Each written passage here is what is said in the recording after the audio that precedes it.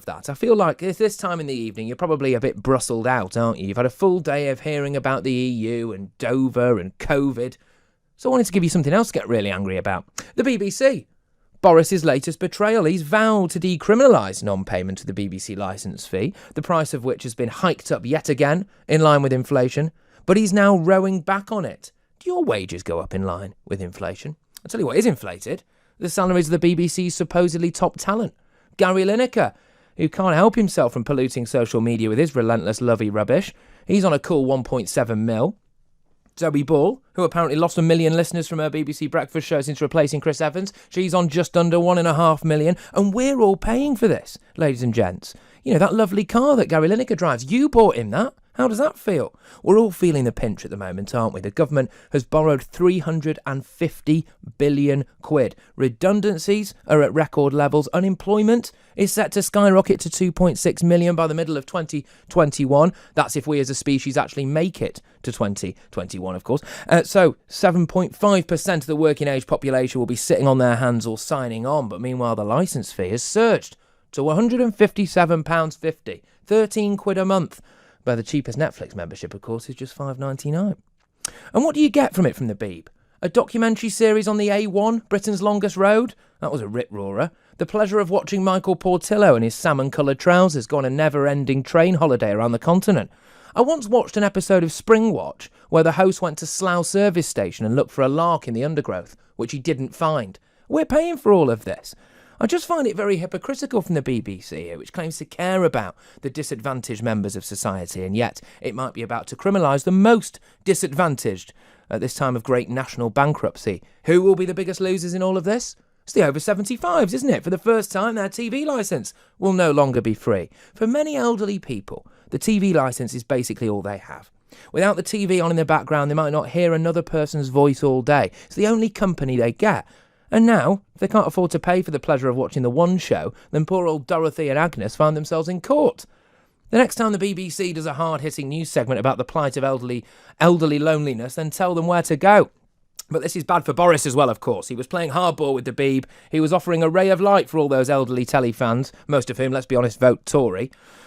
He might be committing another epic act of political self-harm here.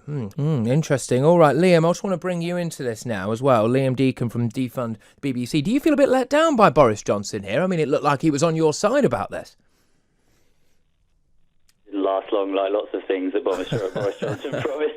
I just want to pick up immediately on what something your other guest said. She said that if this shouldn't be paid from the licence fee, it should, just be a public service. Well, if it becomes a public service, it's paid for by general tax. And if it's paid for by general tax, if I don't pay my general tax, I also go to jail. Okay, so, I mean, making people pay for media services, they're not like healthcare services. That is an absurd parity to draw between the two. Media services are much more subjective. They're much more, particular to what people enjoy and believe. That is not a fair comparison to make, and it is absurd to say that they'll just be owned by the public. If it's owned by the public, it's paid for out of my wages, okay? It doesn't just come from nowhere. Okay, well, just want to bring Pascal in on that. Just respond to Liam's points, because that is a difficult thing to get around. I certainly find it difficult to square the idea that essentially, it would be me and you and everybody paying to make millionaires out of some of the BBC's talent. Yeah, I'm really glad you brought that up. I completely disagree with the wages that some people are paid. However, I think this is increasingly the bind that the BBC is in. It is held to certain market standards, and yet it is also expected to be the creme de la creme, be the absolute best. And often it is the absolute best, and it does set those standards. And in other places it falls. And that's why our campaign, It's Our BBC, is advocating for reform of the BBC to make it better, to make it independent, to make it actually listen to people so that there are citizens panels and participation, so that it's independent of government and doesn't have the likes of Boris Johnson choosing its board. But I think what Liam is pointing to here is that he maybe doesn't want to pay for this public service. But I think that that's the point of public services. We all chip in and we all get out for them. And they make our society better as a whole. So there is one particular academic who looked into this and found that where there are public service broadcasters, people know more about the issues of the day, and that informs and helps democracy. But just on that, Pascal, there does seem to be a slant always, doesn't there, with the BBC, and there does always seem to be a left-wing bias, if that's the perception at least. And so, are we actually getting things out of this service, or are we essentially just being indoctrinated? I think that I don't know where these studies that you're referencing are, Patrick, because other studies I've seen have shown, studies I've shown have actually showed that the BBC tends to have a right-wing bias, actually, that it tends to have lots of business people on it, that it tends to it tends to follow the government line. It's slightly cowed, again, because it's not fully independent. It's unfortunately reliant on the government to set its level of funding. And I think that we need to have a proper discussion about what we want from our media, who it should serve. And I think just as we need public media that serves the public interest, we need to also ask, what are these different pressure groups and their agendas? Who is Defund the BBC funded by? Well, let's ask the question, Liam. Oh, just actually before we do come to you, Liam, sorry, we just had a couple of messages in. I want to just go to.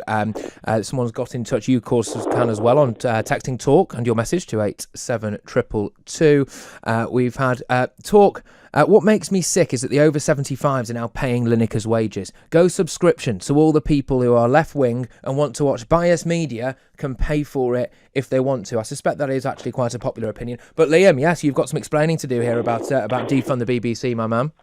Hi there. Well, over £70,000 has been crowd-funded by normal people on the internet. That's where a lot of money comes from that's funding us. So it's everyday people that are fed up with the BBC who are giving their own money voluntarily. So I can tell you exactly an answer to that question.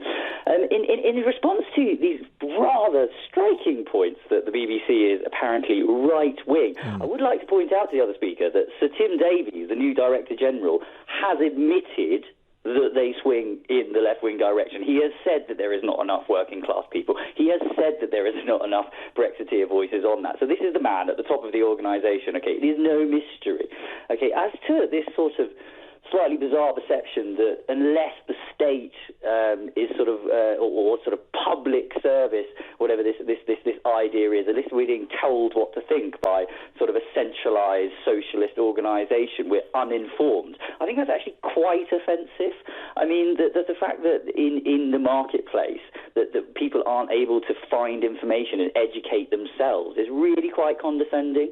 I mean, I would like to sort of point out that you rather had a couple of funny digs at Springwatch and Michael Portillo's trousers as we were coming into this. They are hilarious. In defence of Michael Portillo's trousers, they have recently made an appearance on Channel 5, may I point out to you. And Channel 5 have been making some very good Portillo documentaries with commercial ad money, and they've been bloody brilliant. So, Michael Portillo's trousers, the commercial sector will fund them, and they're still just as colourful and interesting as they were on the BBC. All right, I'm going to go to the phones very shortly. 0344 499 1000. They've been lighting up so far, actually. I'll be bringing Wayne into the conversation at some point soon. But just before I do that, Pascal, I'm just going to throw it back to you because, look, we have had a tweet in from William at Talk Radio saying, who is funding Pascal's organisation? I rather think it might be public sector unions. What's going on there?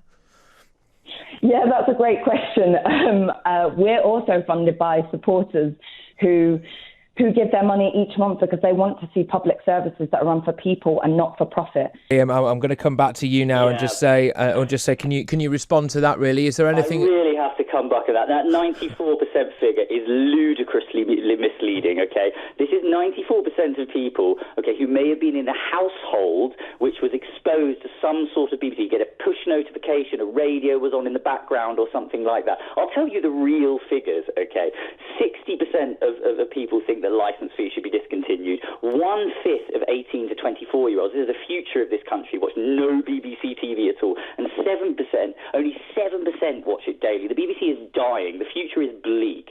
Okay, and as to the point about David Olukulugu, he's a highly, highly political figure, okay? Anyone who watches his documentaries can see that. And this is what I think a lot of the listeners will instinctively know, that when people from the BBC and from the left and from the Labour Party say things like, you need education, you need to be educated, what they're really saying is you need to be educated in our point of view, because why they don't trust the market, why they don't trust free-thinking people to go out and find information in a free society is because they don't like the conclusions that those people come to when they are free to read, listen and watch whatever they want in a free society. They need state-organised, official organisations that can't stand on their own two legs in that market. If the BBC is so good, if it's so great, why don't you set it free and let it exist, let it stand on its own 2 feet without criminalising people? And the point that we haven't actually come to about this conversation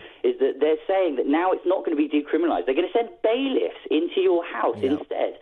That is the BBC threatening. They are abusing their power. They're saying, if you don't keep our legal power to prosecute you, we'll be even nastier and we'll send in the bailiffs and harass people. And everyone who's had a parking ticket knows how abusive that is. Please explain to me that if this organisation is as fabulous and as education as it is, we need policemen and bailiffs knocking on our door to force us to pay for it if it's that educational. Please explain that to me. OK, Liam, well, look, thank you very, very much for your points there. Liam Deacon from Defund the BBC, and Pascal as well, putting up a valiant fight there, campaigns officer of pressure group We Own It, which of course is campaigning to bring services and utilities back into public ownership. This